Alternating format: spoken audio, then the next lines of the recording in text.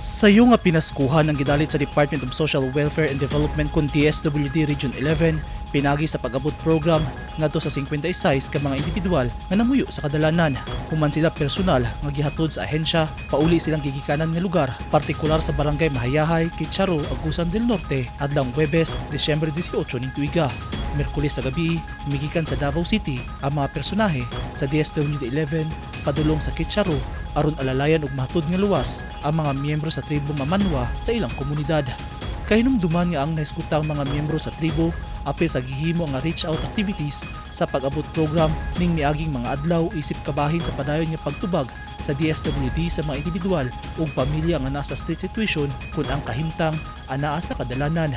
Isip pa si unang hinabang, yatagan og transportation and relocation assistance ug uban pang hinabang ang mga benepisyaryo aron matabangan sila sa ilang panginhanglanon. Gidawat sab ang mga benepisyaryo silang tagsa-tagsa ka lokal nga gobyerno nga magsilbi nga kaabag sa DSWD Caraga Region sa padayon nga paghatag ug haom nga suporta ug intervention.